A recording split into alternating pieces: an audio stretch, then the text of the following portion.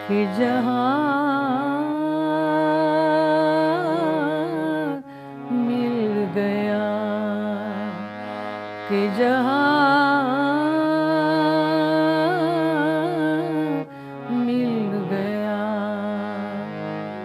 एक भटके हुए राही को कारवां मिल गया। आज विविध भारती के इस कार्यक्रम में हम आपके लिए लेकर आए हैं सुनहरी यादें। जी हाँ, सुनहरी यादें मैं इसलिए कह रहा हूं क्योंकि हमारी जो मेहमान हैं उनके नाम से ही ये शब्द जुड़े हुए हैं, सुनहरी यादें। दोस्तों, याद कीजिए वो ज़माना जब फिल्मों के अलावा जब हम घर से बाहर निकलते थे मंचीय मनोरंजन को ढूंढने के लिए, तो मंच पर प्रस्तुत किए जाने वाले फिल्मी गीतों का जो कार्यक्रम होता था, जिसे हम ऑर्केस्ट्रा के नाम से जानते थे, ऐसा ही एक नामचीन ऑर्केस्ट्रा हुआ करता था 1975 के ज़माने से। और वो जो ऑर्केस्ट्रा था, वो जो वाद्यवृंद था, उसका नाम था सुनहरी यादें। और जी हाँ, आप में से कई श्रोताओं ने इसे पहचान लिया होगा। हमारी मेहमान कौन है, तो स्वागत करते हैं सुप्रसिद्ध पार्श्व गायिका और मंच गायिका प्रमिला दातार जी का। प्रमिला जी, बहुत बहुत स्वागत है आपका। नमस्कार, मेरे सब विविध भारती के दर्शकों को मेरा प्रणाम, मेरा नमस्कार। और आज यहाँ पे आने का मुझे मौका मिल रहा है, मुझे बहुत अच्छा लग रहा है कि और मैं हमारे सुनने वालों से जुड़ जाऊंगी जी। हालांकि 25 साल प्रोग्राम करने के बाद बहुत सारे लोग मतलब जो आके बोलते हैं आपका शो देखा, इतने साल पहले आपका शो देखा, तो मुझे बहुत अच्छा लगता है। हाँ। और उससे ज़्यादा खुशी आज यहाँ आने से मुझे मिली है कि और दर्शकों तक मैं पहुँच जाऊँगी और गाने भी पेश कर पाऊँगी। क्या बात है, बहुत बहुत शुक्रिया।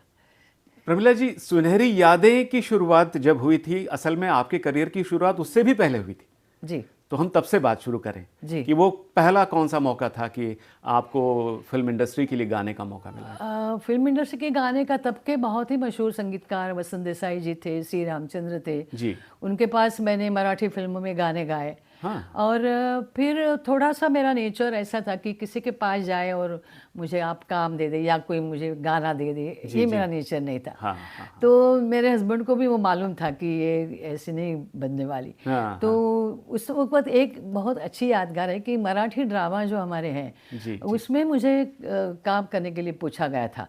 वो प्रभाकर पणशीकर जी हैं, राजा राम शिंदे जी थे। तो मैंने हमारे हस्बैंड से पूछा कि मैं करूं क्या, तो बोले तेरा मन है तो कर, लेकिन तुम अपना कुछ शुरू करो तो मुझे ज़्यादा अच्छा लगेगा। वाह। तो वो हिसाब से फिर सोचते सोचते भी सुनहरी यादें, फिर नाम क्या रखे। हाँ। तो एक बहुत अच्छे पत्रकार थे, अभी वो दिल्ली में, उनका नाम नहीं मुझे याद, अशोक जैन करके। जी जी जी। तो उन्होंने ये नाम का सुझाव दिया कि आप ज़्यादातर पुराने गाने लोग पसंद करते हैं, तो आप सुनहरी यादें नाम रखिए। हाँ। बहुत यूनिक और थोड़ा अलग सा है, प्रमिला दातार ऑर्केस्ट्रा। और इससे सबसे पहले ये थोड़ा सा अच्छा लगता है नाम, क्योंकि पुराने गाने ज़्यादा पेश करने का इरादा था उसमें। वाह वाह जी। तो पहला शो कब हुआ था सुनहरी यादें? पहला शो 1975 14 अप्रैल जी। जो दिन गुड़ी पाड़वा था, हमारे नया साल शुरू होता है गुड़ी पाड़वा के दिन। हाँ, हाँ, हाँ। तो उस दिन 14 अप्रैल को मैंने पूना के बाल गंधर्व थिएटर में पहला शो किया। क्या बात है। जी। हमारे यहाँ महाराष्ट्र में सबसे अच्छा मुहूर्त माना जाता है। मुहूर्त माना तो क्या बात। हमारे 3.5 मुहूर्त बोलते हैं अच्छे। हाँ। जिस दिन उनमें पाड़वा बहुत अहमियत रखता है, गुड़ी पाड़वा। क्या बात है जी। ये सिलसिला शुरू हुआ, मगर उससे पहले आप मराठी फिल्मों के लिए गा चुकी। हाँ, फिल्मों के लिए गा चुकी हूँ। जैसे मैं कहना अन्ना जी के साथ घरकुल करके पिक्चर था अन्ना जी का, वो हाउस ऑफ बैम्बू मन्नादा के साथ गाना था। हाँ, हाँ। तो मेरे लिए तो इतना अच्छा मौका था, वो सुवर्ण संधि बोलते हैं कि मन्नादा के साथ मैं गाना गा रही हूँ। और दूसरा एक वो गाना अभी भी लोग याद करते हैं, पप्पा संगा कुणा से। वो जो गाना है, मुझे देखते ही पप्पा संगा, छोटे बच्चे भी पप्पा संगा कुणा जी। मुझे याद है छोटी सी किस्सा है, मैं अमेरिका गई थी जी। मेरी एक पोती वहाँ रहती है, वो छोटी सी थी 4-5 साल की। तो मेरे को देख के वो मुझे देख के ऐसे हो गई, तो क्या हुआ उसको, तो बोले हमने उनको बोल दिया है कि पप्पा संगा कोणाची ये आजी ने गाना गाया है। तो वो इतनी खुश हो गई, मुझे बोली तू मेरे लिए गाओगी, तो मैंने हाँ जरूर गाऊंगी। क्या बात। खूब बहुत मजा आया उससे, बच्चों से लेकर जी। तो 14 अप्रैल को जो पहला शो सुनहरी यादें का हुआ, जी। तो पहले शो के लिए आपने गीतों की जो वो फहरिस्त बनाई होगी, लिस्ट बनाई होगी, लिस्ट आपको बनाई याद थी। है? इतना सा तो नहीं, लेकिन एक दो मराठी लावणी और पुराने गीतों में वो जो तुम न जाने किस जहां में खो गए, जी। क्या अजीब दास्तां है ये, हाँ, इस तरह के सब पुराने गाने हुआ करते थे उस वक्त। बिल्कुल। आपने जितने शो किए हैं उसकी बातें होंगी, बहुत से कलाकारों के साथ आपने हाँ जी। टूर्स किए हैं, उनकी भी बातें होंगी, हाँ जी। मगर साथ में आपके पसंदीदा गीतों की भी बात होगी।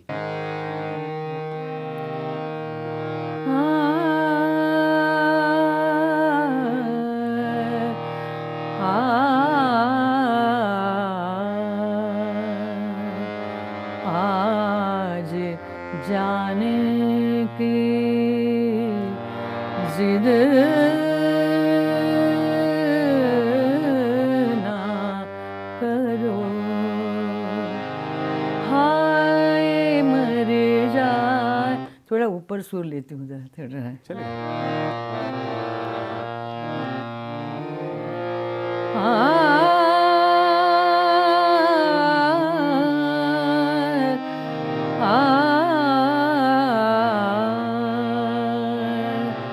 आज जाने की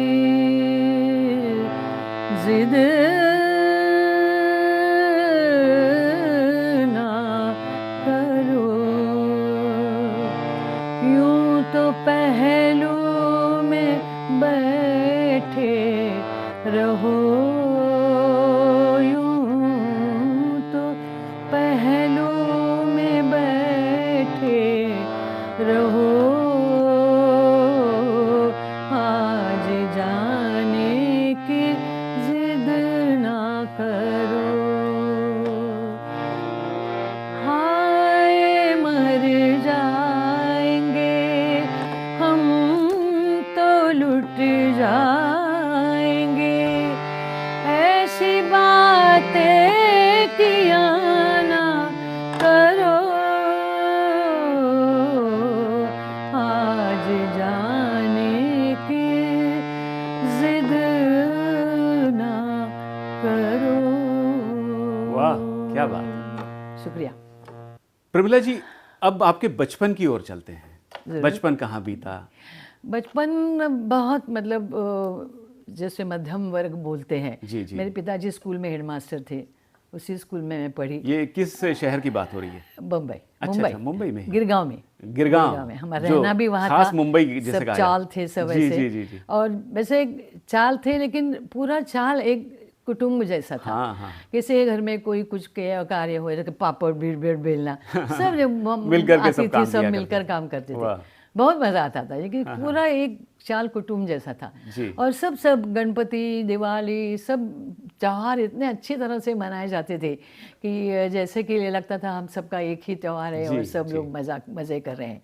बहुत ही मज़ा आता था। और जैसे कि मैंने आपसे शुरुआत में कहा, मेरे पिताजी ने बाहर होटल में चाय आने की चाय कभी नहीं पी जाके। अच्छा। लेकिन घर में दूध सब इतना खाना का माहौल, इतना अच्छा सकस खाना मिलता था घर में। अच्छा। बाहर खाने का उस वक्त इतना सा बहुत शौक नहीं था लोगों को। जी, जी। जो घर में बनता था वो ही अच्छा बनता था।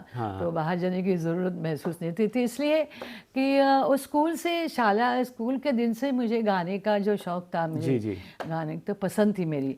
तो हमारे स्कूल में मास्टर नौरंग करके बहुत ही बड़े अच्छे गुरु के हिसाब से वो बहुत अच्छे थे। अच्छा। तो उनके क्लासेस चलते थे मेरे स्कूल में। अच्छा। तो इसीलिए जाना हुआ।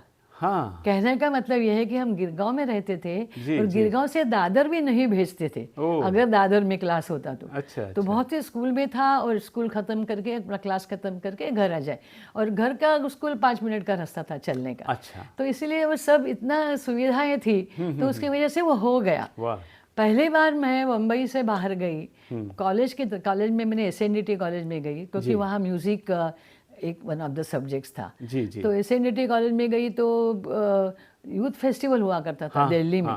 तो यूथ फेस्टिवल में हमारा एक शारदा नाटक करके, संगीत शारदा। जी, जी। तो स्कूल के दिनों में मैंने उसमें कोदंड की भूमिका निभाई थी। अच्छा। मेरी आवाज़ ज़रा भारी थी, जारी थी, तो पुरुष के गायक के लायक थी। अच्छा। और हाइट भी अच्छी थी। तो मैं कोदंड और दूसरी शारदा, फिर मैं कोदंडा का रोल किया है, कृष्ण का रोल किया है, नारद का रोल किया है स्कूल में।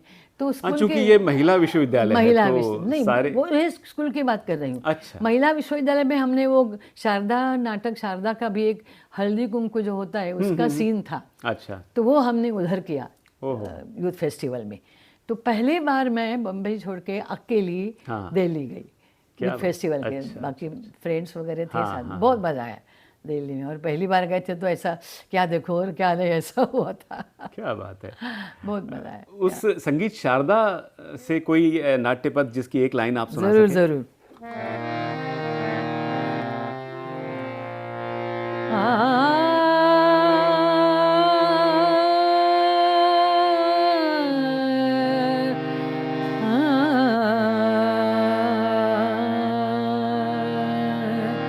बिंबाधरा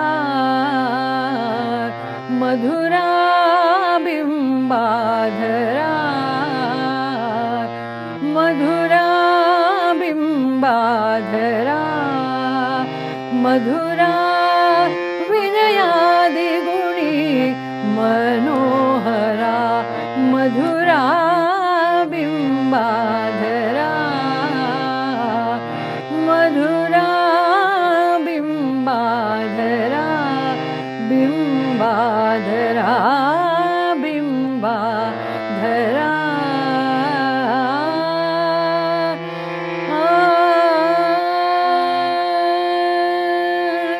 वाह वाह, क्या बात है। बिल्कुल, अपने श्रोताओं को हम बताना चाहेंगे कि संगीत नाटक जो हुआ करता था मराठी में महाराष्ट्र के मंचों पर, उसका एक स्वर्णिम युग था। और तब स्त्रियां जो है, महिलाएं जो है भूमिका नहीं करती थी, नहीं करती, पुरुष लोग तो पुरुष किया करते थे, जिसके लिए नारायण राजहंस यानी बाल गंधर्व जाने जाते हैं। और बहुत से केशवराव भोसले हुए, बहुत से ऐसे कलाकार प्रसिद्ध हुए अपनी उन स्त्री भूमिकाओं के लिए। यहाँ उल्टे मामला हुआ, और मामला उल्टा हुआ, आपने पुरुष की भूमिका इस नाटक में निभाई थी। जीवन में वो कौन सा अवसर था, वो कौन सा समय था जब पहली बार संगीत उद्योग से या फिल्म उद्योग से जुड़ा हुआ एक अवसर आपकी झोली में ऊपर वाले ने डाल दिया? एक तो एक यूथ फेस्टिवल का ये था। हमारे जब मैंने जो पेश किया उसको बख्शीश भी मिला, प्राइज भी मिला। और बाद में मैं एक फिल्म डिवीज़न की छोटी सी वुमेन्स एजुकेशन करके फिल्म बनाई थी उन्होंने। तो उसमें भी मैंने रोल किया था। अच्छा। क्योंकि एक वहाँ के लोग 2-3 लोग हमारे स्कूल में आए थे शाला में कि किसको मतलब चुना जाए इस रोल के लिए। तो हम 10-12 लड़कियाँ खड़ी थी, तो उन्होंने मुझे चुना। और वुमेन्स एजुकेशन करके एक शॉर्ट फिल्म थी। फिल्म भी पहले ज़माने में पिक्चर से पहले ये सब फिल्म डिवीज़न वाली छोटी छोटी फिल्में दिखाते थे। अभी तो वो मामला बंद हो गया, शायद फिल्म डिवीज़न भी चालू है, नहीं पता नहीं शुरू है। तो वो पहला मौका मिलना चाहिए, ऐसा कहना चाहिए। फिर बाद में कॉलेज में गई मैं, तो यूथ फेस्टिवल में वो तो स्कूल में था। कॉलेज में कहीं बीए किया मैंने म्यूज़िक लेके। तो म्यूज़िक एक सब्जेक्ट था, बाकी और भी सब्जेक्ट थे उसमें बीए तक। और बीए का वो एग्ज़ाम हुआ, और इंटर में जब थी मैंने 16 साल की, तब शादी हो गई। अच्छा। 42 साल का मेरा जन्म है, और 58 को शादी हो गई, 16 साल की। तो 58 को शादी हो गई। फिर मैं ऐसे घर में तो बीए हो गया, मैं बैठ गई घर में। मतलब अभी 20 साल की मैं हो गई, तो पहली बेटी हो गई। तो 1962 में उसका बेटी का जन्म हुआ। फिर बाद में इन्होंने ही मुझे कहा, मेरे हस्बैंड ने, कि अभी तुम्हारा गाना इतना अच्छा है, तुम कर रही हो, तो क्यों रोकती हो, एमए करो। एमए में इंटायर म्यूजिक था एसएनडीटी में। तो उनकी बदौलत मैं एमए करने के लिए गई। और घर में भी ऐसा सुविधा थी कि मेरी सासू जी थी, और बहुत अच्छी तरह से वो, मतलब बेटी घर में हो तो थोड़ा सा मतलब झिझक होती है कि जाओ कि नहीं। तो वो तो उस तरफ से कोई मुझे चिंता नहीं थी, कि वो बहुत अच्छी तरह, मुझसे भी ज़्यादा अच्छा संभालती थी बच्चों को। तो 62 में मैंने एमए किया फिर। और फिर एमए किया, और वही फिर 68 में पहला मौका आया तलत साहब के साथ। अच्छा। हाँ, तलत साहब के साथ एक नंदी दुगल करके प्रमोटर थे। तो मेरे हस्बैंड लायंस क्लब के मेंबर थे। तो वहाँ पे मैं इधर उधर 1-2 गाने चली, प्रमिला जाम गाने गाइए, कुछ फंक्शन हुआ लायंस क्लब का। तो नंदी दुगल जी ने सुना मुझे, और मुझे आए, उन्हें पूछे कि आप चलेगी क्या? हमने चलेगी। दौड़ेगी, कूदते जाऊंगी। तो तलत साहब के साथ ये ऐसा अच्छा मौका मिला। 3 महीने का वो टूर था हमारा। क्या बात। और 2 बेटियां, एक 4 साल की, एक 2 साल, 6 साल की। लेकिन सासू जी थी तो वो कोई चिंता नहीं थी घर की। मैं बिंदास चली गई और बहुत ही मतलब बहुत कुछ सीखने को मिला तरस साहब से। और वेस्ट इंडीज में हम लोग यहाँ कहते हैं कि हमारे जो प्लेबैक बड़े बड़े लेजेंड्स हैं जी जी, उनका यहाँ वहाँ इतना नाम था वेस्ट इंडीज़ में, हमको मतलब देखा वहाँ जाके कि कोई गाने ऐसे थे तो तलत साहब हमको ये गाना मेरा है ऐसा पूछते, इतना उनको भी याद नहीं थे उनके अच्छा। गाने, ऐसे ऐसे गाने को लोग फरमाइश देते थे। बहुत मज़ा आया टूर में, उनसे वो सीखने को मिला। जलते हैं जिसके लिए, जलते हैं जिसके लिए, तेरी आँखों के दिए ढूंढ लाया हूँ, वही गीत मैं तेरे लिए। जलते हैं जिसके लिए, तेरी आँखों के दिए ढूंढ लाया हूँ, वही गीत मैं तेरे लिए। जलते हैं जिसके लिए। क्या बात है, बहुत ही सुंदर ये गीत सुजाता फिल्म से। सुजाता फिल्म, बहुत ही सुंदर सा ये गीत सुजाता फिल्म से अपने श्रोताओं को हमने सुनाया। प्रमिला जी, फिर एक बार सुनहरी यादें के बारे में हम बात करते हैं कि इस शो को लेकर के आप अलग अलग देशों में घूमी हैं। जी, तो पहला टूर जो था वो किस देश का था? नहीं, सबसे आपने वेस्ट इंडीज के बारे में बताया। ज्यादा तो जी वेस्ट इंडीज आप तलत साहब के साथ, वेस्ट इंडीज तलत साहब के साथ गए। फिर उसी को नंदी दुग्गल जी ही थे जी प्रमोटर अगली बार। तो उन्होंने किशोर कुमार जी के साथ जाने के लिए, मैंने कहा बाबा भाई मेरे जीवन में इतना अच्छा मौका और किसको नहीं मिलेगा। तो किशोर दादा के साथ ईस्ट अफ्रीका का दौरा किया हमने, टूर किया। अच्छा, कि ईस्ट अफ्रीका का। उनके तो क्या एक किस्से में, सबसे पहले तो मैं बहुत छोटी थी, नाम भी नहीं था, ना तो प्लेबैक गाया हुआ था फिल्मों के लिए। तो उन्होंने पहले ही शर्त डाल के मैं दो गाना डुएट नहीं गाऊंगा। मैंने कहा बाबा दादा आप बड़े हैं और आपको कोई बोलेगा नहीं मेरे साथ डुएट गाए। तो मैं अपने गाने गा के, मतलब पहला शुरुआत में शो की शुरुआत में पहली एंट्री मेरी होती थी। तो उस वक्त ये गाना बहुत मशहूर था, दम मारो दम। तो दम मारो दम गाना उषा उत्तम जी की रेंज और आशा भाई की रेंज, तो दोनों में मैं संभालती थी कैसे भी करके। अच्छा। तो लोगों को बहुत पसंद आता था वो गाना। तो इनवेरिएबली हर प्रोग्राम में वो गाना वंस मोर होता था। अच्छा। दम मारो दम। तो किशोर कुमार जी मेरे बाद उनकी एंट्री थी। जी। तो स्टेज पे आए थे, दम मारो दम ऐसा करते थे। अच्छा।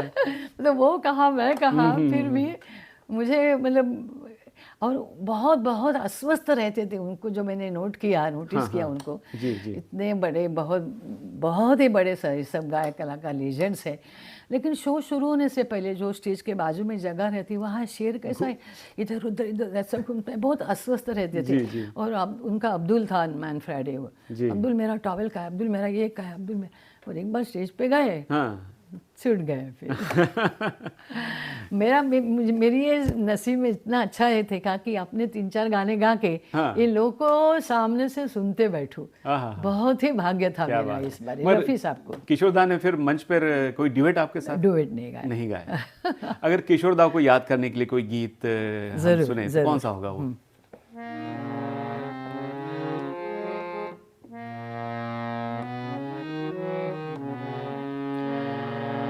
कुछ तो लोग कहेंगे, लोगों का काम है कहना, छोड़ो बेकार की बातों में कहीं बीत न जाए रहना। कुछ तो लोग कहेंगे, लोगों का काम है कहना, हो छोड़ो बेकार की बातों में कहीं बीत न जाए कुछ तो लोग कहेंगे। क्या बात है, क्या बात है। उनके गाने में कौन सा गाऊं, ये इन सबके गानों में बिल्कुल, ये गाऊं कि वो गाऊं को बहुत चुनना मुश्किल हो जाता है। हाँ जी, बहुत मुश्किल चुनना होता है। कुछ तो लोग कहेंगे, लोगों का काम है कहना। और लोगों ने क्या कहा जब आपने मंच पे लोगों प्रस्तुत ने किया? बहुत नाम भी रखे। हाँ, क्योंकि ये क्या है, वो दूसरों मतलब की टीका टिप्पणी की आप जो आपका टीका कहना है। टिप्पणी जी की, जी जी जी। वो मेरे लिए अच्छी थी, साबित हुई। हाँ, हाँ, उसकी वजह ये है कि लोगों को टीका टिप्पणी मतलब ये, अब 3 घंटे जी। स्टेज पे खड़ा होना, कंपेयरिंग मैं ही करती थी उसमें। अच्छा। हाँ, ओहो। खड़ा होना, गाने गाना, फिर बाकी सब म्यूजिशियन को संभालना, ये भी बातें आती थी उसमें। जी जी तो ये जिनको मालूम नहीं है कि इसमें कितने कष्ट है या इसमें कितनी कठिनाइयाँ हैं, जी। तो लोग क्या, हाँ वो दूसरे के गाए हुए वो जो पॉपुलर गीत है वही गाती है। अच्छा। हाँ, मतलब अपना कुछ नहीं, ये उनका शायद रोक होगा, मुझे पता नहीं। लेकिन फिर उसमें मैंने ये किया कि मैं किसी की नकल नहीं कभी करती थी। लता जी, आशा जी, गीता दत्त, मैं अपने ढंग में। फिर अभी भी मैं आपको एक बात बताऊं कि अभी मैं पिछले 4 साल से जी। लोगों ने कहा कि अब तुम खाली बैठे बैठे क्या कर रही हो, इतने सालों से शोध बंद के इतने साल हुए, कि कुछ करो, कुछ लिखो, तुम्हारे एक्सपीरियंसेस कितने होंगे जो 25 साल के टूर किए या प्रोग्राम किए। तो मुझे उससे ये मिल गया कि सूचना कि कुछ तो करना चाहिए अभी बैठ के नहीं काम। तो मैंने अपना ये लिखना शुरू किया, एक छोटा छोटा एक्सपीरियंस जो मुझे बहुत सारे दरमियान आए थे। तो वो शुरू किए। बाद में वो किसी ने बोला कि वो लिख रही हो तो एक गाना भी गाओ ना साथ में। अच्छा। मेरे सब सहेलियाँ, मेरे सब, तो सिर्फ हारमोनियम के साथ मैं गाने गा के भेजती हूँ। रोज सुबह मेरा ये काम होता है। क्या बात है। कुछ लिखा हुआ, कभी कभी नए लोग भी जुड़ जाते हैं सोशल मीडिया तो सोशल मीडिया पे, व्हाट्सएप पे मैं सबको शेयर करती हूँ। क्या बात है। हाँ, तो ये मुझे एक बहुत ही अच्छा कॉम्प्लीमेंट मिलता है इसके जरिए कि कोई भी गाना हो वो तुम्हारा करके गाती हो। हाँ। वो प्रमिला दास का गाना लगता है। अच्छा। क्योंकि लताबाई जो रेंज में गाती है, मुझे मेरी आवाज़ नहीं जाती।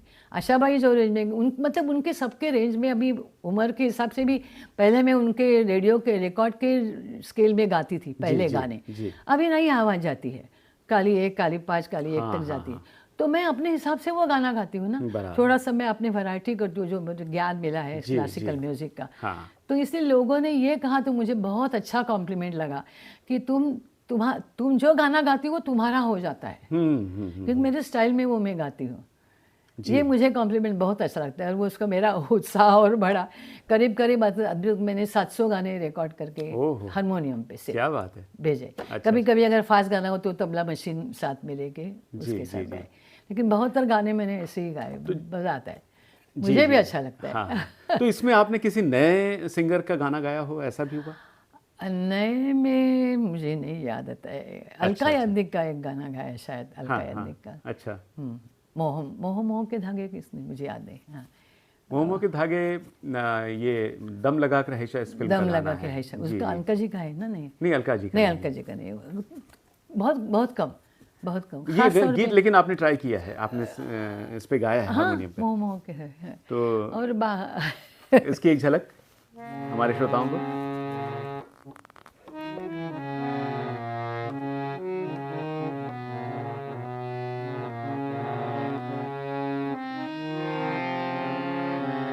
ये मोह के धागे तेरी उंगलियों पे जा उलझे।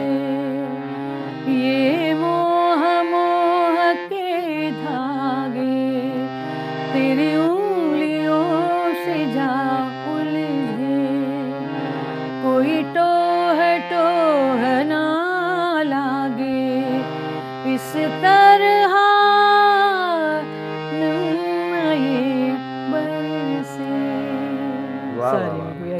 जी जी, ये मोनाली ठाकुर की आवाज में एक वर्जन है और एक पेपॉन की आवाज है। हाँ, मोनाली ठाकुर में, राइट। क्या बात। आप जब सुनहरी यादें में गीतों का चयन करती थी कि आज मंच पर ये गीत हमें प्रस्तुत करना है, तो अलग अलग गायिकाओं के गीत जी, उस हर गीत को अपने ढंग से अपनी तरह से गाना है, ये आपका हमेशा से रवैया रहा है। क्या बात। नकल नहीं, किसी की नहीं, यानी मिमिक्री नहीं की। मिमिक्री नहीं, अच्छा, अपनी अपनी गीता दत्त के गाने बहुत मुझे पसंद लेकिन आशा जी का गाना है तो उसको आशा जी के अंदाज, आपको अपने अंदाज में भी गाना वो तो है? अंदाज लहजा थोड़ा आता ही था, क्योंकि ओरिजिनल उन्होंने गाया हुआ है। मतलब शब्दोच्चार या कोई हरकत या कोई मुर्की या उनकी तरह से, तो वो आता ही था अपने आप से, अपने आप। नॉट नकल करने का हिसाब से नहीं आता था वो। जी जी। क्योंकि इसीलिए मैंने बोला कि अपनी आवाज नहीं जा रही है तो क्यों ये हट क्यों कि लता जी के रेंज में ही मैं गाऊं, बिल्कुल, उस जिद का ऊपर जाके फिर वो आवाज डबल हो जाएगी। उसके बदले अपने जो जिसमें तुम कंफर्टेबल हो उसी रेंज में गाओ ना, वो ज़्यादा अच्छा लगता है। बिल्कुल, ये नए गाने सीखने वालों के लिए भी एक बहुत अच्छी बात आपने बताई है। ऐसा लगता है कि मैं अनुभव से ये कह रही हूँ। जी जी जी, बिल्कुल बिल्कुल अनुभव। क्योंकि आजकल वो जो कैरियोके जो प्रकार आया है ना, जी जी, आई हेट दैट, मुझे बिल्कुल अच्छा नहीं लगता। मैं भी गाता हूँ ऐसा नहीं होना चाहिए। कुछ सीखो, अच्छी तरह से तालीम पाओ, और इतना आसान नहीं है। नहीं तो एक ही लता मंगेशकर, एक ही आशा भोसले नहीं होती थी, बहुत सारे निकलते थे गली चौबड़े में। क्या बात है। तालीम बहुत ज़रूरी है। क्लासिकल बहुत ही सीखना कितना ज़रूरी है आपको लगता है? बहुत। पहले 3-4-5 साल तो फिर साइड बाय साइड तुम गाते रहो लाइट म्यूजिक, लेकिन आवाज़ की तैयारी, जो हरकतें मुरकतें, फिर अपने गले से नहीं है तो कोई अपने हिसाब से लेता है, दैट इज नॉट। मैं अलग गाती हूँ वो बात अलग है, ओरिजिनल उनका गा के फिर मैं जो मेरे हिसाब से करना होता है जो वैराइटीज़ वो करती हूँ। बहुत सारे गाने ऐसे उसमें मैं करती हूँ, लेकिन उसके लिए पहले उनके जैसा गाओ, मतलब वो जो हरकत है वो ऐसी ही आनी चाहिए, जो ओरिजिनल है पहले वो तो गाओ। नकल नहीं आती उसमें, लेकिन उसमें आवाज़ की तैयारी भी हो जाती है, और वो हिसाब से बहुत ज़रूरी है। आवाज़ अच्छी है, मैं भी गाती हूँ, वो गाना नहीं होता। ऐसा मुझे लगता है, पता नहीं। बिल्कुल सही। नहीं तो ये जो बड़े जो उन्होंने पूरी जिंदगी अपनी गंवाई तपस्या में, जी जी, वो क्यों करते थे इतना? बिल्कुल ऐसे ही गाते थे ना। सही बात, बिल्कुल सही। मन्ना दा की बात करते हैं। आपने पहला गाना मराठी में उनके साथ रिकॉर्ड किया, तो संगीतकार थे श्री रामचंद्र। तो मन्ना दा को किस तरह से आप याद करना चाहेंगी? आपने उनके साथ शो भी किए? शो नहीं किए। अच्छा। एक शो किया बड़ौदा में। अच्छा। हाँ, बड़ौदा में। मन्ना दा ने मुझे एक उनको मैंने पूछी था कि मेरी प्रॉब्लम थी कि हम लोग बड़ौदा में बाय ट्रेन जा रहे थे। तो मेरी आवाज़ में वो जो मॉड्यूलेशन होता है, जो लाइट म्यूजिक के लिए बहुत ही ज़रूरी है। क्लासिकल में आप प्लेन सुर लगाओ, और वही सुर अगर आप लाइट में गाते हो तो उसमें मॉड्यूलेशन बहुत ज़रूरी है। नहीं तो फ्लैट लगेगा और उसके भाव नहीं आएंगे उसमें। तो मेरी आवाज़ में नहीं था, किसी की आवाज़ में ज़्यादा होता है, किसी की आवाज़ में तो मैंने मन्ना दा को पूछा कि मन्ना दा ये कैसा लाने का अपनी आवाज़ में। तो उन्होंने बहुत ही अच्छी तरह से मुझे बताया कि एक सुर लगाओ और उसमें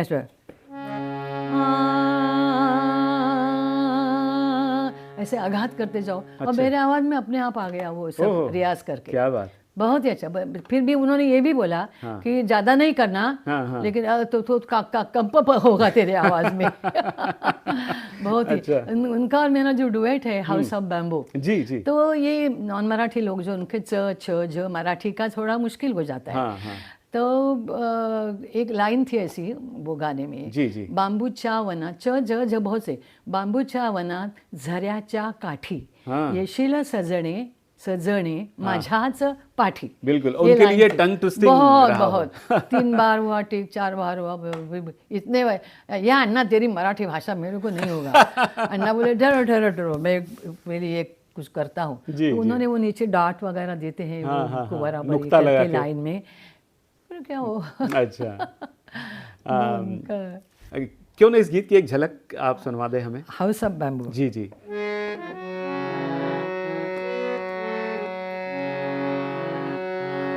Number 54, the house of the bamboo door. Number 54, the house. This is modulation. और कि उसके कम करना, उससे ज़्यादा फोर्स में गाना, वो भी डिपेंड करता है। जी जी जी। Number 54, the house of the bamboo door. बांबूचे घर, बांबूचे दार, बांबूची जमीन पिवळी शार, बांबूचे घर, बांबूचे दार, बांबूची जमीन पिवळी शार, बांबूच्या घरात आहा आहा स्वप्नाचा झुला ला ला ला ला, झुलवीत राहील पापा पापा, तुलानी मला number 54 at the house of the bamboo door. Number 54 the house of the bamboo door. क्या बात है, बहुत सुंदर। उनका तो क्या वाह वाह। मन्ना दा अपने क्लासिकल सिंगिंग के लिए ज़्यादा जाने जाते हैं। जी जी जी। हालांकि हर गाना क्लासिकल बेस ही होता है, हाँ। मगर प्योर क्लासिकल गाने जिनको कहा जाए, जो लाइट कम और क्लासिकल ज़्यादा लगते हैं, ऐसे उनके कई गाने हैं। लेकिन दूसरे सिंगरों में भी लक्ष्मी साहब थे, क्लासिकल गाने हैं, ऐसी बात नहीं, बहुत से। लेकिन उनका जो आवाज़ में जो ये था दर्द या भारीपन था आवाज़ में, वो उसमें बहुत असर करता था गाने पे, ऐसा मुझे लगता है। मुझे उनका एक गाना बहुत पसंद है, ऐ मेरे प्यारे प्यारे वतन। वाह, बहुत अच्छे, थोड़ा सुना था। ऐ मेरे प्यारे वतन, ऐ मेरे बिछड़े चमन,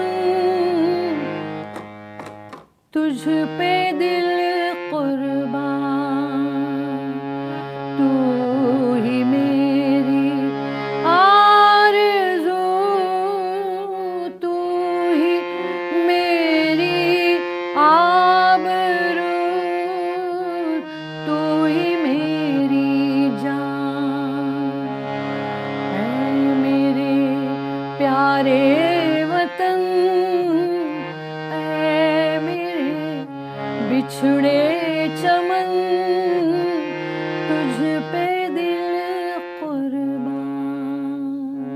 क्या बात है, बहुत अच्छा। ये गाना गाते वक्त रोना आता है, जो एक अंतरा है, माँ का दिल बन के कभी तू सीने से लग जाए, और कभी नन्ही सी बेटी बन के याद आता। वाह वाह, बहुत अच्छे लिखावट भी, गाने लिखे जाते थे, गाए जाते, संगीतकार। जी जी जी। प्रेमिला जी, इतने शोज आपने किए हैं और बहुत नामचीन कलाकारों के साथ भी आपको गाने का, मंच पर गाने का मौका मिला है। हम रफ़ी साहब को अभी याद करते हैं। रफ़ी साहब के साथ रफ़ी साहब तो मेरा सॉफ्ट कॉर्नर है, सॉफ्ट कॉर्नर है। उनके साथ बहुत सारे टूर किए, south Africa, Fiji, middle east, फिर जाम्बिया, मलावी, बहुत टूर किए रफ़ी साहब के साथ। और जो उनसे सीखा है ना, मतलब सिर्फ गाना नहीं, स्वभाव के हिसाब से भी। हाँ, इतने नम्र, और इतना जितना बड़ा ऊंचा आदमी उतना नम्र स्वभाव। और वैसे आज आपसे बताया कि उन्होंने, उनको किसी ने सवाल पूछा, पत्रकार परिषद थी, कि आप गायक तो मतलब चोटी के हैं, उसमें कोई संदेह नहीं है, जी। लेकिन आप साथ साथ थोड़ा कंपोजिशन, म्यूजिक कंपोजिशन में क्यों नहीं आप हाथ अपना आजमा दे? तो उन्होंने जवाब दिया कि मैं जो कर रहा हूँ, मतलब मेरा गाना, उसमें ही मुझे नहीं लगता कि मैं परिपूर्ण हूँ, तो मैं और क्या करूँ, और किसमें हाथ क्यों डालूं? विनम्रता की हद है, हद है। और इतने नम्र, दूसरे अपने साथ में कलाकार, मैं तो उनके सामने बहुत ही छोटी थी, लेकिन जो तारीफ करनी होती है, तो एक दिन मैंने नए गाने हम लोग चुनते थे, वो मैंने वो कव्वाली गाई, निगाहें मिलाने को जी चाहता है। तो उसमें एक तो बड़ी लंबी चौड़ी, उसमें सरगम भी थी, उसमें तान भी थे, तो वो गाया, तो लोगों को भी बहुत, साउथ अफ्रीका की याद है, जी, बहुत पसंद आया लोगों को, वो गाना ही ऐसा है। तो रफ़ी साहब सब लोग बैठे थे, हम प्रोग्राम ख़त्म हुआ, तो प्रमिला जी आजकल बहुत कठिन गाने चुन रही है। अपनी तरफ से उन्होंने जो दाद दी है। जी, क्या बात, वाह वाह, बहुत अच्छा लगा। रफ़ी साहब के इतने सारे गाने हैं जी, मगर उनका कौन सा गाना आपको ज़्यादा पसंद है? तो वो गाना मुझे बहुत पसंद है, हंसते जख्म फिल्म का। जी जी, गाए वो? जी बिल्कुल, वही सुनते हैं।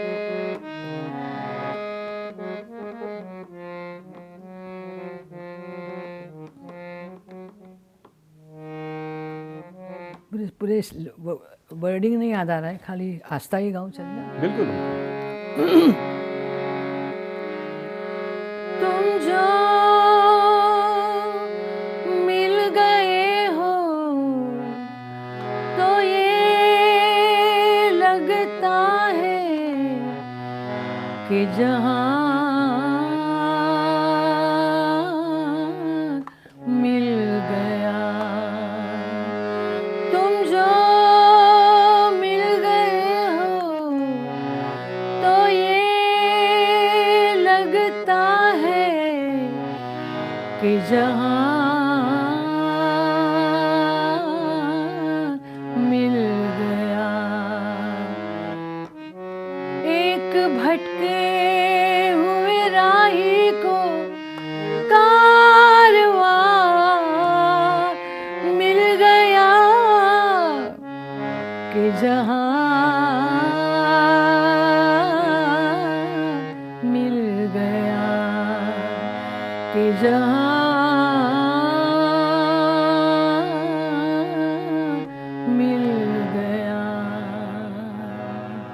क्या बात है, बहुत सुंदर। तुम जो मिल गए हो तो ये लगता है, ऐसा कब किसी ने आपके लिए कहा? जो मैंने कहा 16 साल जी की जी थी जी जब ही। जी, हाँ हाँ, उनके मिलने के बाद जहाँ ही मिल गया, क्या बात है। क्योंकि माय हस्बैंड, जी जी, उनके लिए बहुत लंबा टॉपिक हो जाएगा। बिल्कुल। मैं जो कर रही थी हाँ, उनमें मैं 5% कर रही थी, 95% उनका सहयोग था। क्या बात, बहुत। एक छोटा इंसिडेंट बताती हूँ। जी, जी। उनके पूरे आयुष्य में उन्होंने बहुत बहुत सर्जरीज हुए उनके, ओहो, 5 मेजर सर्जरीज। हम्म, उसमें 2 हार्ट बाईपास, 2 एक मैन्यूरिज्म करके है, और 2 किडनी स्टोन की। उस वक्त के रेजर वेजर कुछ नहीं था, जी जी स्ट्रेट फाड़ो जाओ किडनी तक और करो जो। जी जी तो ऐसा होके भी एक दिन उनकी अचानक से अर्जेंट सर्जरी करनी पड़ी, किडनी स्टोन की। हाँ हाँ, डॉक्टर SD बापट करके दादर में हैं, जी, उन्होंने जी, किया। हाँ, और दूसरे दिन मुझे टूर पे जाना था। ओ, 8 दिन का टूर था। अच्छा। घर में सासू जी थी, हाँ लेकिन मैंने बोला नहीं, अभी मैं टूर कैंसिल, क्योंकि ये सब अचानक आया। हाँ हाँ हाँ, प्री प्लान तो हमारा टूर था। तो बोला नहीं, मैं कैंसिल करती हूँ, कोई बात नहीं, जो नुकसान होगा वो भर देंगे उनका। अच्छा, और बहुत जल्दी इत्तला कर रहे हैं तो उनको भी सुविधा हो जाएगी कैंसिल करने की। बिल्कुल नहीं, बिल्कुल नहीं, अच्छा, तुम कैंसिल नहीं करोगी, तुम जाओ। वही नहीं, मतलब हम सासू जी को वही नहीं बोलते थे। अच्छा, वही नहीं मेरे पास है, वो देखेगी, तुम बिंदास जाओ। ओहो, बहुत, उस वक्त फ़ोन बीन ये भी कुछ नहीं था। हाँ हाँ, तो बीच में प्रोग्राम के बाद ट्रंक कॉल बुक करो, हाँ, फिर वो आधे पौने घंटे के बाद लगे। तो ऐसे सब होके भी उन्होंने ऐसे, ये तो एक इंसिडेंस है। हाँ, ऐसे बहुत सारे इंसिडेंसेस हुए जिसमें उन्होंने जो मेरा साथ दिया है। हाँ हाँ, वो इतना मेरे को लगा दुनिया में किसी हस्बैंड अपनी वाइफ को देगा। बिल्कुल बिल्कुल, कितनी भाग्यशाली आप हैं। बहुत क्या बहुत, बात, क्या बात। मैं तो बोलूँ आपको, हर स्तर में मैं भाग्यशाली हूँ। जी जी जी बचपन से गाना सीखने को उत्तेजन मिला, फिर मौके मिलते गए, जी, कंपटीशन में भाग लिए, फिर इस प्रोग्राम शुरू किए। हाँ, फिर रसिकों के आग्रह से और रसिकों के मैंने जो मिला, मुझे कब साथ मिला, जी जी, उससे वो चले, बहुत चले, 25 साल तक किए। हाँ, बीच में ये सब रफ़ी साहब जैसे उनके साथ ये टूर हुए। जी तो मेरा जो एक आयुष्य का आलेख बोलते हैं जिंदगी का, जी, वो चढ़ उतार रहता है, ऐसा बोलते हैं, कभी कभी चढ़ कर। तो मेरा शुरू से लेके चढ़ता ही जा रहा है। वाह वाह, इसलिए मैं ईश्वर के भी आभार, और बाकी मेरे आसपास जो लोग हैं बाकी के, हाँ हाँ, उनके भी आभार मानने चाहिए कि उनकी सबकी बदौलत ये सब हुआ। क्या बात है। परिवार की बात चली है, जी। तो आपकी अगली पीढ़ी में मेरी आपके दोनों बच्चों बेटियां में मेरे साथ गाती थी। अच्छा, शो में हाँ, शुरू हाँ, से। हाँ, मतलब उन्होंने तब कुछ कि मेरा ही वक्तव्य में कंट्रोवर्स कर रही हूँ, अच्छा, क्योंकि उन्होंने तब कोई सिखा नहीं था गाना। वो छोटी थी दोनों। हाँ हाँ, तो उनका जाते उनके पास मतलब वो हुनर था, तो दोनों मेरे शो में गाती थी। अच्छा, हाँ, मतलब बाद में बड़ी बेटी की शादी हो गई तो छोटी पे बाहर आ गए। बच्चन से ही उन्होंने आपको गाते हुए देखा सुना है, तो उन्होंने, तो वो उनके भी अंदर वो गाती, अपने आप, और लोग पसंद भी करते थे। ऐसे अरे नहीं वाह, कि क्या कैसा बात क्यों है, आए हैं, क्या ऐसा बात नहीं। और हम तब तो, जब वो बड़ी हो गई तो मैं थोड़ी सी मतलब उनकी जैसी, हम तीनों जैसे। तो किसी ने एक बार स्टेज पे बोला, किसी ने आदमी ने आके बाद में, तुम तीनों बहनें कितनी अच्छी दिखती हो स्टेज पे। क्या तो बात है, बड़ी बेटी एकदम, हमारी माँ है वो, हमारी बेटी नहीं, हमारी बहन नहीं, बहन नहीं। क्या बात है, क्या बात, कितना बड़ा कॉम्प्लीमेंट। वह बहुत बड़ा कॉम्प्लीमेंट। जी जी जी जी। अगर आपसे कहा जाए कि अपने परिवार के लिए एक गाना चुनिए, तो कौन सा गीत होगा?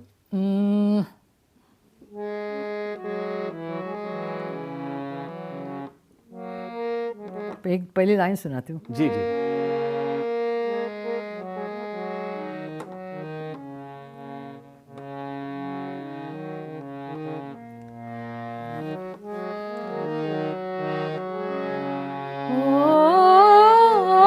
पंख होते तोड़ आती रे, रसिया जालमा, तुझे दिल का दाग दिखलाती रे।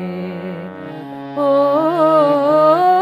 पंख होते तोड़ आती रे, रसिया जालमा, तुझे दिल का दाग दिखलाती रे। ओ पंख होते तोड़ आती रे। क्या बात है, बहुत सुंदर। आइए सेहरा फिल्म का यही गीत सुनते हैं। रामलाल जी का कंपोजिशन हमने सुना। हाँ जी, और क्यों ना संगीतकारों की बात कर ली जाए। जरूर। अलग अलग संगीतकारों के कॉम्पोजिशंस आपने गाए हैं मंच पर किसी संगीतकार के साथ काम करने का मौका मिला हो, मंच या प्रस्तुति आपने? अन्ना जी के सिवाय और वसंत देसाई के सिवाय। अच्छा। उनके वो जमाने के और किसी के साथ नहीं गाया। अच्छा, मैंने। मंच पर आपने प्रस्तुतियां दी हैं? अन्ना जी का शो होता, अन्ना जी के गानों का शो करता भुलाए ना बने करके। जी जी जी, उसका नाम था। हाँ हाँ। तो हम शो करते थे षणमुखानंद में, बम्बई में किए, पुणे में किए, ज़्यादा नहीं ट्रैवलिंग जी। तो उनका भी, अन्ना जी तो एकदम बहुत कड़क थे स्वभाव के। जी जी जी। यही फर्क अन्ना जी और वसंत जी में मुझे नजर आया। हाँ हाँ। तो एखादी जागा समझो, एक हरकत है कुछ, हाँ। तो आपके गले में नहीं आई, हाँ। तो वसंत जी मतलब ठीक है, आपको ऐसा आता है ना, हाँ। ऐसे गाओ, चलेगा। अन्ना जी नहीं, हाँ। नहीं वो वैसा ऐसा ही आना चाहिए, नहीं तो नहीं। तो उनके साथ भुलाए ना बने कार्यक्रम था। श्रोताओं को बता दें, अन्ना जी मतलब श्री रामचंद्र जी। तो षणमुखानंद में शो था। हाँ। और उनके गानों, उनका प्रोग्राम में तो उनके गाने का जाहिर है, लेकिन कोई लोग खास तौर पे करने के लिए, तकलीफ देने के लिए, ये गाना वो गाना, दूसरों के गाने के फरमाइश दे रहे थे। अच्छा। तो अन्ना ने थोड़ी देर अन्ना जी ने सहन किया, फिर बाद में बोले ये मेरा प्रोग्राम है, दूसरे किसी के गाने इसमें नहीं होंगे, अगर आपको सुनना है तो आप जा सकते हैं। अच्छा। इन्हीं शब्दों में उन्होंने उनको सुना दी, फिर वो लोग चुप बैठ गए। अच्छा। एक छोटी गायिका थी, मुझे याद है, नाम नहीं बताऊंगी। तो गीत गोपाल करके, गीत रामायण के जैसा गीत गोपाल करके मराठी, माडगूळकर जी ने ही लिखा था।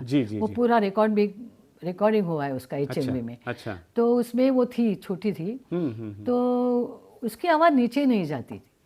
एक समझो काली 5 सुर है, तो खर्च के जो सुर होते हैं, आवाज़ आती ही नहीं थी गले से।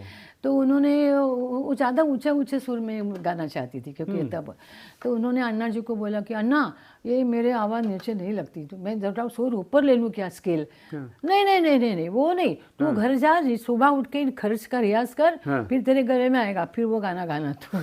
वो किसी के भी सुन, जो उनको चाहिए बस। जी जी। ये दोनों में फर्क था, वसंत जी और अन्ना जी। अन्ना जी को, यानी श्री रामचंद्र साहब को अगर हम याद करें तो इतनी सारी कंपोजिशंस है, उसमें से कौन सा कंपोजिशन आज आप यहाँ चुनेंगी इस मौके पे?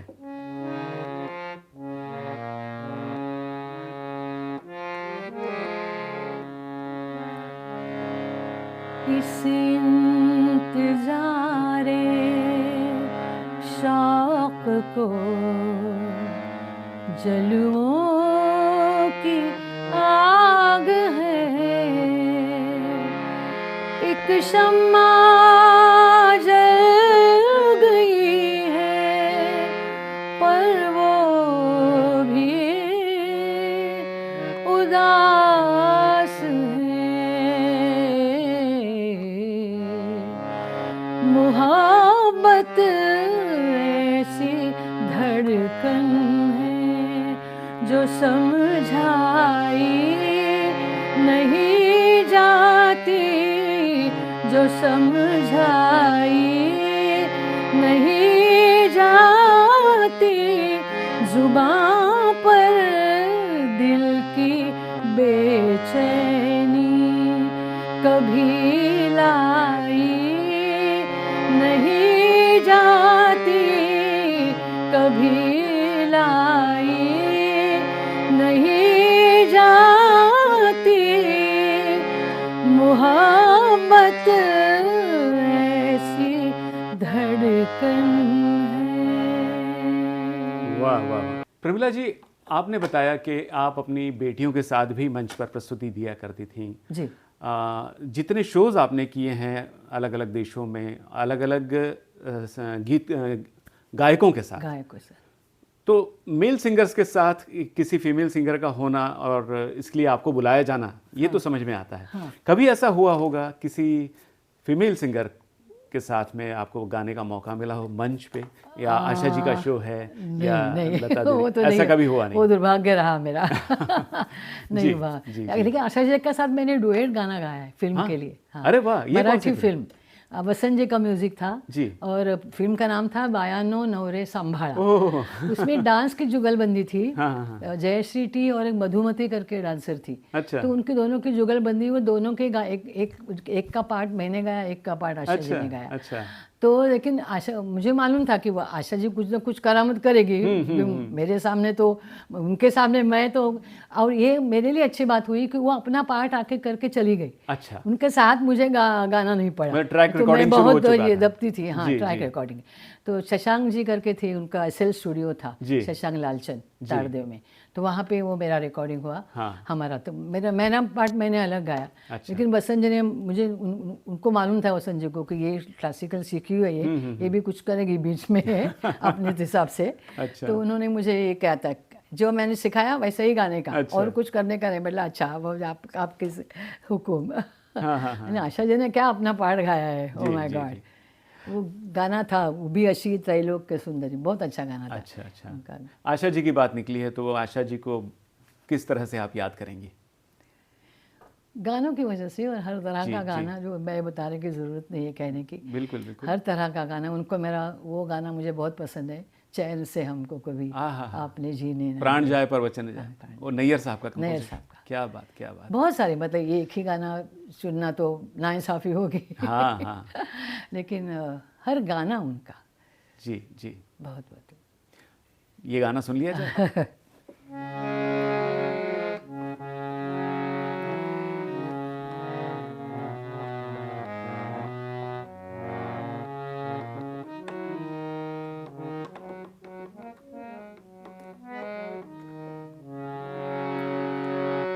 चैन से हमको कभी आपने जीने ना दिया, चैन से हमको कभी आपने जीने ना दिया, ज़हर भी चाह पीना तो पीने ना दिया, चैन से हमको कभी आपने जीने ना दिया, ज़हर भी चाह पीना तो पीने ना दिया, चैन से हमको कभी। क्या बात है, क्या बात है, बहुत सुंदर। प्रमिला जी, इतने तरह के अलग अलग सिंगर्स के साथ शोज आपने किए हैं। सुनहरी यादें, ये तो आपके शो का नाम मेरा था। खुद का जी, बैनर था। मगर कभी अलग अलग थीम पे आपने इस प्रोग्राम को प्रस्तुत किया हो? जैसे रीजनल गाने भी उसमें इंक्लूड किए होंगे? रीजनल गाने तो होते थे, क्योंकि मैं महाराष्ट्र में 2 लावणी चाहिए ही चाहिए। हाँ।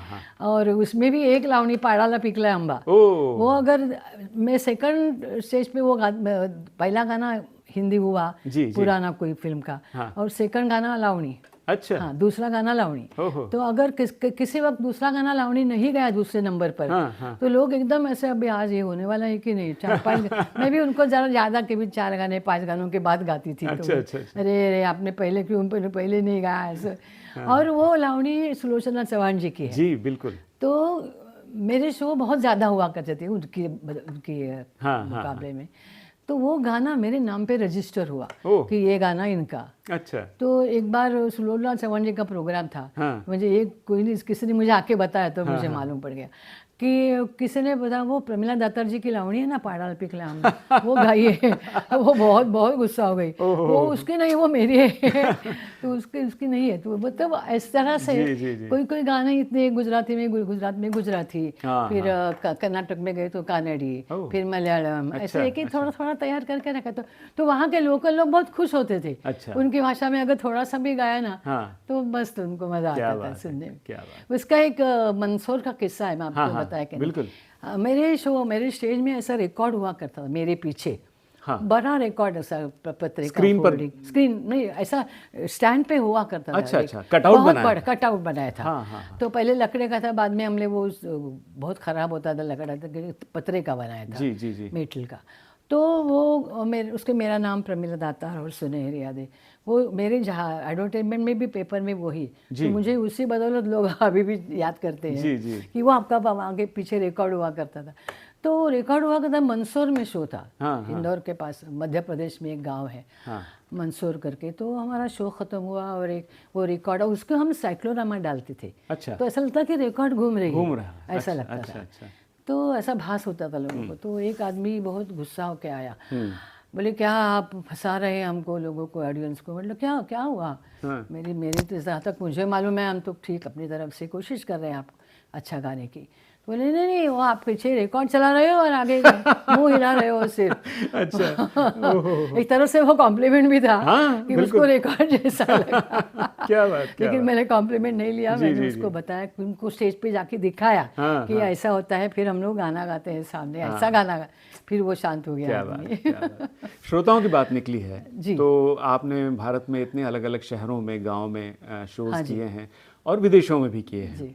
हर शहर का श्रोता अलग होता है। बिल्कुल, बिल्कुल।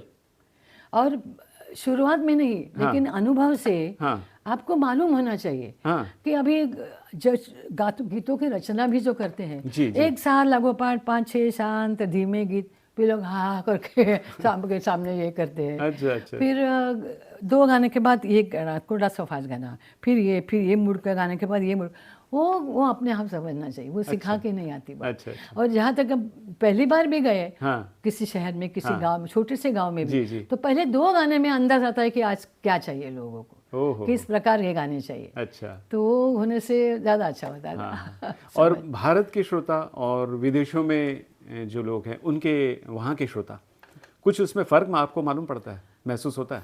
फ़र्क नहीं, अच्छा लोग पसंद करते थे। अच्छा। ये है अच्छा लगता, क्योंकि ये रफ़ी साहब के साथ मैं गाऊँ या उनके बाद मैं गाऊँ, तो वो बिल्कुल मतलब ये था, मुझे याद नहीं लगता, लेकिन लोगों को पसंद आते थे। पहला प्रमिला जी अच्छी गाती है, आपने कभी फिल्मों में गाया है क्या, ये सब पूछते थे फिर आके।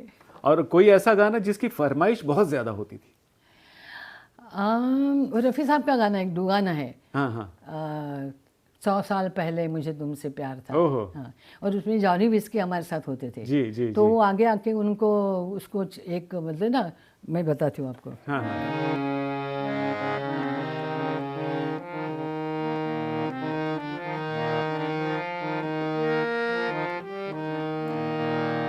रफ़ी साहब पहले शुरू करते थे, 100 साल पहले मुझे तुमसे प्यार था, मुझे तुमसे प्यार था, 100 साल पहले।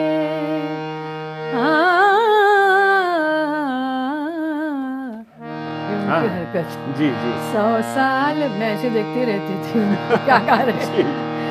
100 साल पहले मुझे तुमसे प्यार था, मुझे तुमसे प्यार था, आज भी है और कल भी रहेगा, सदियों से तुझसे मिलने जिया बेकरार था, जिया बेकरार था, आज भी है और कल भी रहेगा, फिर जानी इसकी, और परसों भी रहेगा, और तरसों। क्या जॉनी भाई आप इतना के पूना गाने का, लेकिन रफ़ी साहब को भी अच्छा लगता था, मज़ा आता था, लोग मजे लेते। जी।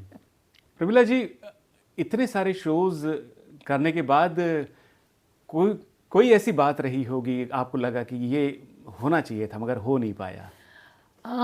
प्लेबैक। अच्छा। जो मतलब रिकॉर्डिंग के लिए गाना और स्टेज के लिए गाना बहुत फ़र्क है, बहुत ही फ़र्क है।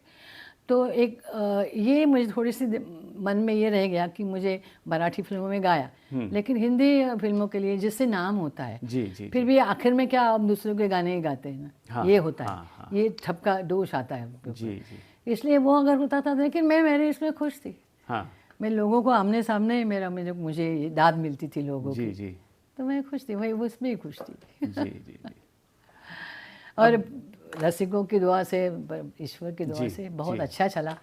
और नाम लेने लगे लोग कि ऐसा मेरा प्रोग्राम एक मापदंड हो गया कि ऐसा होना चाहिए ऑर्केस्ट्रा। जी जी। एक पूना के हमारे ये है, उन्होंने इतना अच्छा कॉम्प्लीमेंट दिया मुझे, क्योंकि ऑर्केस्ट्रा बोले तो लोगों का ये कॉन्सेप्ट था कि वो धंगर धिंगा ये वो डांस वो ये सब नहीं, अच्छी तरह से भी करो तो फिर लोगों को पसंद। तो पूना के हमारे एक अच्छे जो क्लासेस करके उनके प्रिंसिपल थे, उन्होंने मोरा शो को देखा तो बोले आपका शो खानदानी लगता है।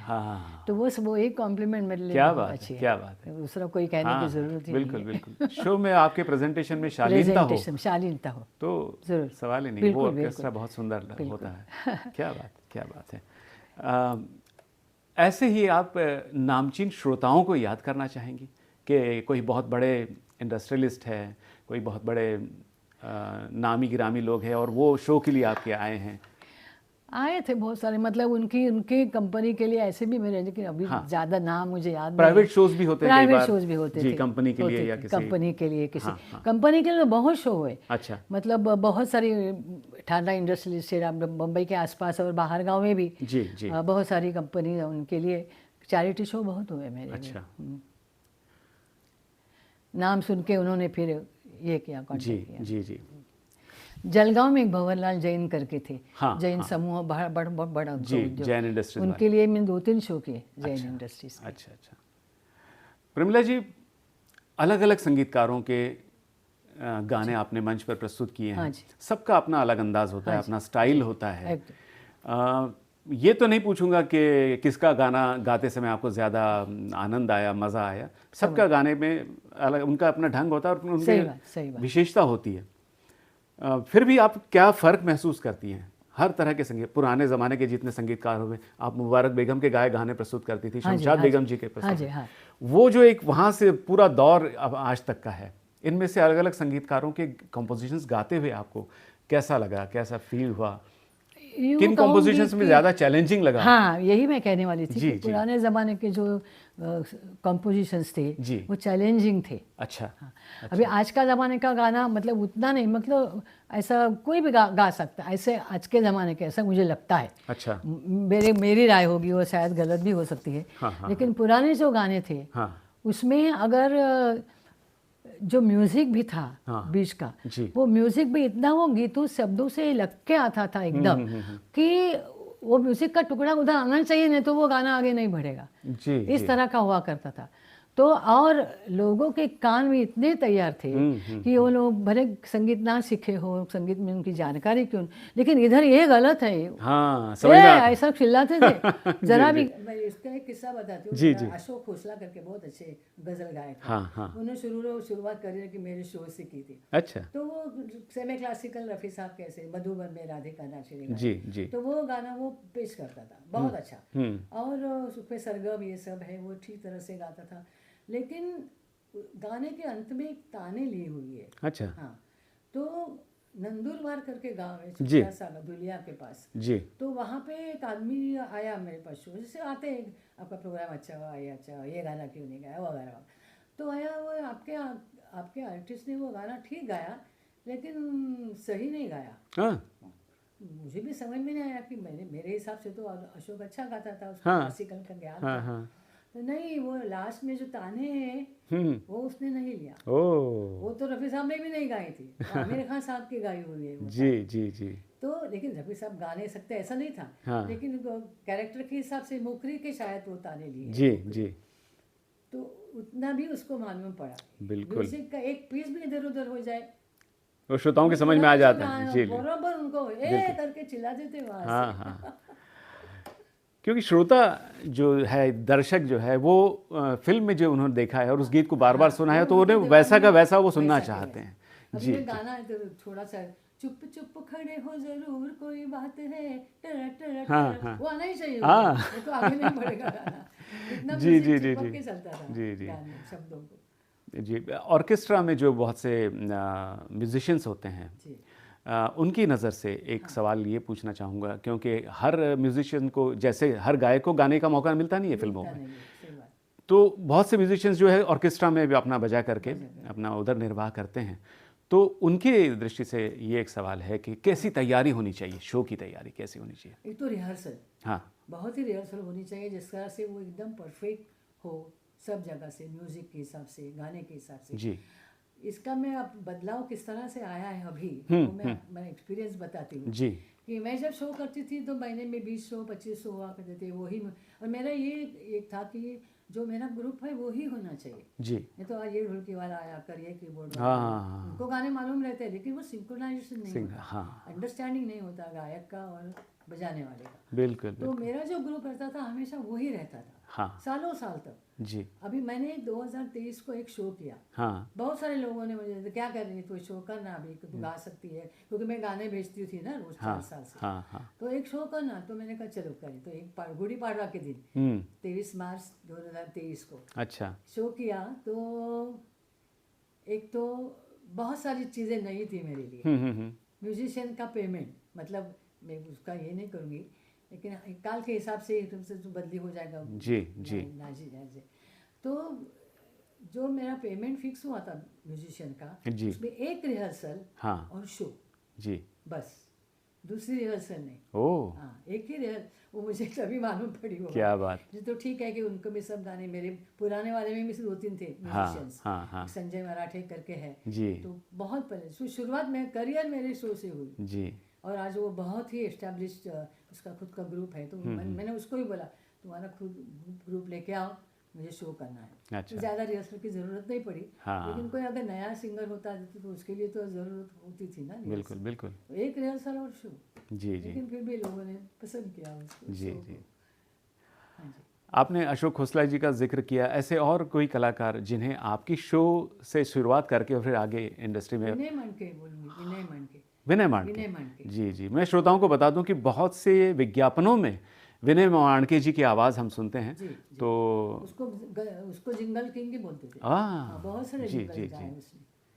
और अच्छा स्टेज में जो एक प्रेजेंटेशन होता है, हाँ। स्टेज परफॉर्म होता है, जी वो था। हाँ हाँ बहुत सारे हल्के फुल्के बातें भी करने का बीच अच्छा में। अच्छा अच्छा तो हमारा शो बिरला मातोश्री सभागृह में था। हाँ तो शो के स्टेज के बरोबर सामने अदर एंड पे मातोश्री का स्टैचू है, अच्छा बिरला मातोश्री का खड़ा स्टैचू है। हाँ हाँ तो हमारा गाना चल रहा था, बहुत सीरियस गाना, नाम गुम जाएगा मेरी आवाज़। और ये मेरे कान में बोलते हैं, मतलब उसको संबोध के, हाँ मातारे बस खाली क्यों नहीं आते, काय दुखती। ओह विनय कहता क्या चल रहा है, सीरियस गाना और तू क्या, मतलब ऐसे हाँ हाँ किसी को तकलीफ देने के लिए, लेकिन वो अपनी खुद के स्वभाव के हिसाब से उसका चलता था। फिर वो जो कव्वाली अशोक खोसला जी गाते थे, जी नॉट दैट, तो उसमें कोरस था। तो मेरे गायक कलाकार उसको कोरस देने के, अच्छा तो ये कुछ बीच में बोले अशोक जी इतने दाई अभी मैं वो कव्वाली नहीं गाऊंगा। हाँ, फिर हाँ। मैंने विनय को समझाया, फिर वो मतलब ऐसा वो मजा आया, मजा। बहुत अच्छे फिर सिंगर थे। एक गाना था अन्ना जी जी का, हाँ हाँ भोली सूरत दिल के खोटे, हाँ नए जमाने की ये नारी, नए जमाने की ये नारी। फिर एक लास्ट में लाइन था, हाथ में कंगन कान में बाली, कान में बाली। हाँ। ये बोला ऐसा, हाथ में कंगन कान में बाली, कभी बोला ऐसा योगिता वाली, ओह। कभी बोला ऐसा खोटी वाली, कुछ भी। मतलब वो ठीक था, लोगों अच्छा को भी अच्छा, मजा आया। मस्ती के मूड में मस्ती के हमेशा रहते थे वो। अच्छा अच्छा ऐसे कलाकार सब मतलब मेरे हिसाब से अच्छे थे, ठीक जी थे। जी जी लेकिन विनय जो अकेला गाता संभालता शो, कोई भी सिंगर का गाना वो गाता, मुकेश जी का बोलो, रफ़ी साहब का बोलो, जी किशोर कुमार जी का बोलो, अच्छे गाते। जी जी जी उसे सिखाई वगैरह नहीं था उसने कुछ, लेकिन उसकी जातिया, उसकी आवाज़ भी जी जी जी। अच्छा लगा। प्रमिला जी, अब गान सम्राज्ञी जिनको हम कहते हैं, सरस्वती माँ कहते हैं जिन्हें, उनकी बात करते हैं। कभी लता जी से मिलने का मौका मिला, मतलब मैंने क्या हुआ, मेरा जो गुड़ी पड़वा का बड़ा शो होता था हर साल, जी जी हर साल, तो मैं कोई इंडस्ट्री का बड़ा कलाकार या तो संगीतकार या तो पॉलिटिशियन कोई अच्छा, सब सीएम जो थे मेरे शो में आके गए पाड़वा के शो। ओहो वसंतदा पाटिल, शंकरराव चौहान, और जो कुछ जी। विलासराव देशमुख, सुशील कुमार जी शिंदे, सब आके गए। वो बड़ा शो हुआ करता था। और तो मैं किसी को बुलाती थी जी। या तो फिल्म कलाकार या तो ये, तो मैं क्या बोल रही थी, हम लता जी की बात करें। हाँ लता जी की बात। तो मैं उसके लिए उनके पास गई थी, उनके घर में गई थी, हाँ। गुरु कुंज में। तो उसी सामने बैठी थी, मुझे लगा मैंने जन्नत पा ली। बिल्कुल। सामने दर्शन हुआ साक्षात। तो मैंने बता दिया, मुझे बोली की क्यों आपने कैसे आना किया, कशा काय आला तुम्ही मराठीमध्ये. तर मला दीदी माझा शो असतो दरवर्षी गुढीपाडव्याला. अच्छा. तर आपण यावं अशी खूप इच्छा है. हाँ हाँ. लेकिन वो बाहर गाँव जाने वाली थी. अच्छा अच्छा. फिर मुझे पूछते हैं की कसं मग तुम्ही असे प्रोग्राम करता, एवढे प्रवास करायचा, परत गायला उभं राहायचं, कसं करता. म्हटलं नाही, अभी आदत हो गई है, हो जाता है. मतलब उसके पास वो नोन थी कि हम शो करते हैं, महीने में इतने शो होते हैं, पूरा मालूम था उनको. क्या बात. अब फिर से वही मुश्किल सवाल के लता जी का जो गीतों का ख़जाना है, उसमें से गाना चुनना तो बहुत मुश्किल है, मगर अलग अलग समय पे अलग अलग शोज़ में आपने अलग अलग गाने उनके गाए हैं. कौन सा एक गीत आप अभी इस वक्त हमें सुनवाना चाहेंगे?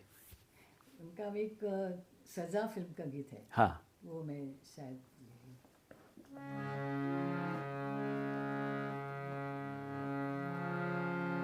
तुम न जाने किस जहां में खो गए, तुम न जाने किस जहां में खो गए. हम भरी दुनिया में तन्हा हो गए, तुम न जाने किस जहां में खो गए. ये मेरा है. हम भरी दुनिया में तन्हा हो गए. वाह वाह. तुम न जाने किस जहां में खो गए. क्या बात है, क्या बात है. प्रमिला जी, आपने कुछ देर पहले जिक्र किया था कि मराठी लावणियाँ आपके शो में हमेशा हुआ करती थी, और उसमें से भी सुलोचना जी का गाया हुआ जो गीत है, जो लावणी है, पाडाला पिकलाय आंबा, इसकी फरमाइश हमेशा होती थी, या उसका शो में शामिल होना बहुत ज़रूरी होता था. बहुत ही ज़रूरी था. हाँ हाँ हाँ. तो एक तो पहले हम उसकी एक झलक सुनेंगे, और फिर लावणी की भी बात करेंगे.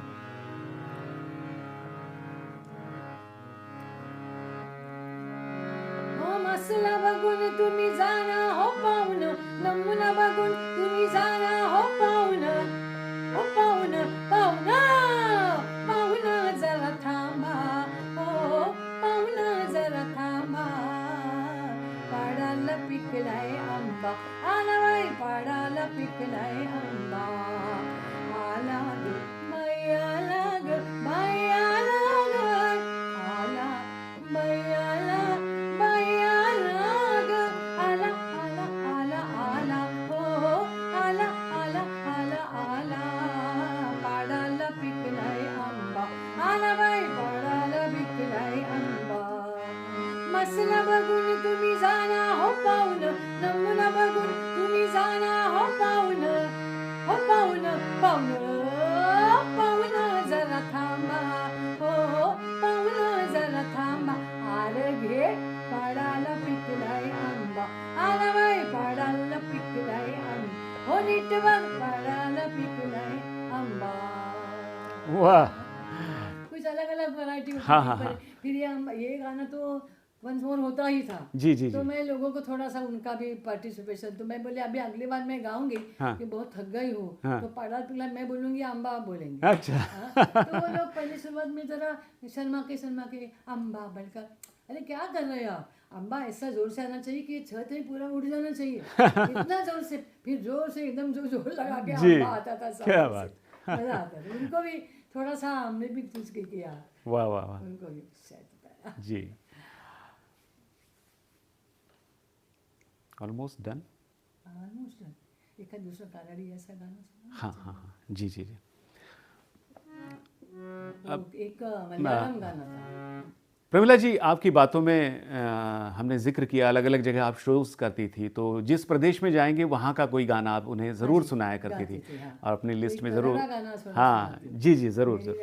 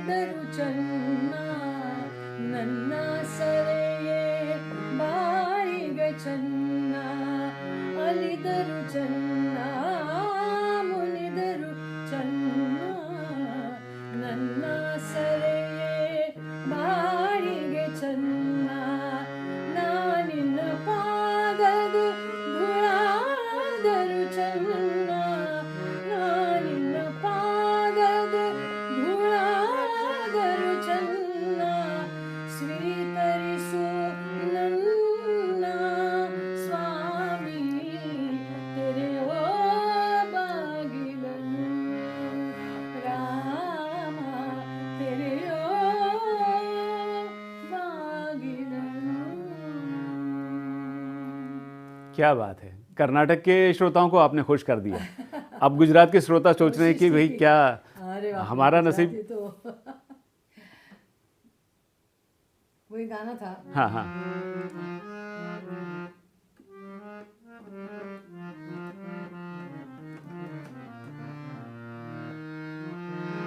છેલાજી રે મારે હટ પાટણથી પટોળા મોંઘા લાવજો. છેલાજી રે મારે હટ પાટણથી પટોળા મોંઘા લાવજો. એમાં રૂડાજી મુરલિયા ચિતરાવજો. પટણથી પટોળા મોંઘા લાવજો. હે છેલાજી રે મારે હટ પાટણથી પટોળા મોંઘા લાવજો. क्या गाना बात. बहुत उधर ही था. और उधर गुजरात की एक मैं खास बात बताती हूँ. जी जी. गुजरात में जाते हैं तो नए फिल्म के गाने उनको बहुत चाहिए. अच्छा. नए गाने दो गाने लाइन से अगर पुराने गाए तो वो एकदम रेस्टलेस होते थे. हाँ. तो उधर एक एरिया है सूरत में, जी. वहाँ जब सब लोग काठियावाड़ी ने वो झुबला पहनते हैं, हाँ, हाँ, हाँ, शॉर्ट, वो पहनने वाले बैठे थे. वो एक आदमी पहले ही रो में ऐसा एक पाँव ऊपर और ऐसा बीड़ी पी रहा था. ओहो. तो बीड़ी पी रहा था तो पाँव ऊपर करके अपने घुटने पे हाथ रखे. तो दो गाने पुराने हो गए. ए प्रेमिला बेन नवो पिक्चर नो गाने गाओ.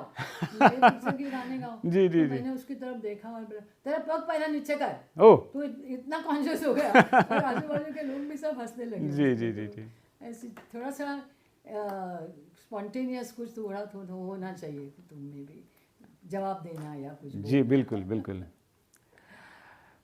1975 में जो शुरुआत हुई उस वक्त पहली बार आपने जो गानों की फहरिस्त बनाई होगी, लिस्ट बनाई होगी, है ना, और आखिरी शो जब किया और तब की जो उस प्रोग्राम उस शो की जो लिस्ट थी, बहुत सारे गीत कॉमन थे उसमें. अच्छा. जो लोग पसंद करते थे. अच्छा. हमारे लिए नहीं. हाँ. लेकिन एक तो गांव के हिसाब से गाने बदली होते थे हाँ, इधर हाँ, उधर. हाँ. लेकिन बेसिकली जो मेरे गाने मेरी पसंद के या लोगों की पसंद के हाँ. पहले से थे. अच्छा. उसमें बहुत सारे गाने रिपीट थे. अच्छा. नए अच्छा नए गाने भी गाने पड़ते थे कुछ हाँ लोगों के लिए. हाँ हाँ. लेकिन एक अवरी जो मैंने बोली जी. ये गाए मिलाने को जी जी. सकता है पे पाड़ा पिघला अम्बा. फिर मैं जो मेडली थी 5 गायिकाओं की, हाँ. वो लोगों को बहुत पसंद आती. वो वही थी. अच्छा. उनके गाने अलग अलग थे लेकिन नहीं वो वही गाने चाहिए लोगों को. वाह वाह वाह वाह. बहुत बड़ा था. बहुत मज़ा आ रहा है आपकी बातों में और आपके अनुभव सुन करके. हाँ जी. प्रमिला जी, अगर विविध भारती के श्रोताओं के लिए एक गाना आपको गाने के लिए कहा जाए तो वो कौन सा गीत होगा आज के कार्यक्रम का, हमारे इसका प्रस्तुति का अंतिम गाना?